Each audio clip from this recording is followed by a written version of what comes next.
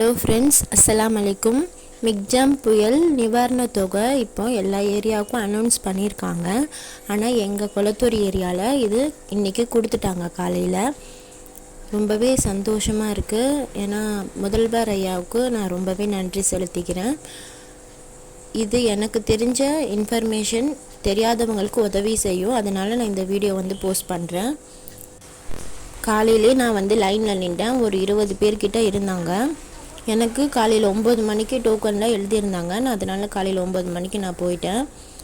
Line ரொம்ப அமைதியாக இருந்துச்சு. போலீஸ் பாதுகாப்புலாம் இருந்துச்சு.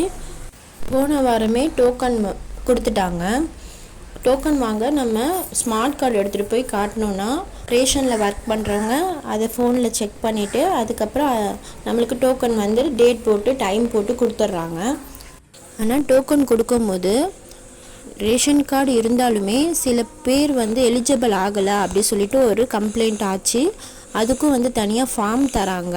அந்த ஃபார்மில் நம்ம இன்ஃபர்மேஷன் ஃபில் பண்ணி கொடுத்த பிறகு அது எலிஜிபிள் ஆகும். அதுக்கப்புறம் டோக்கன் தருவோம் அப்படின்னு சொன்னாங்க. ஸ்மார்ட் கார்டும் டோக்கனும் கேட்டாங்க. அவங்க அது ஃபோனில் ஏதோ என்ட்ரி பண்ணிவிட்டு அப்புறம் பேர் எழுதிக்கிட்டாங்க ஒரு ரிஜிஸ்டர் புக்கில். இந்த டேபிளில் ஸ்மார்ட் கார்டும் டோக்கனையும் கேட்குறாங்க.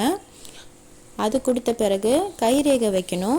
ஸ்மார்ட் கார்டில் யார் பேர் இருக்கோ அவங்க கைரேகை வச்சு செட் ஆகிடுச்சுன்னா தான் கேஷ் அவங்களே எண்ணி தராங்க. நம்மளையும் ஒரு வாட்டி எண்ணிக்க சொல்கிறாங்க. நம்ம எண்ணும் போது பக்கத்தில் போலீஸ் பாதுகாப்புக்கு நிற்கிறாங்க.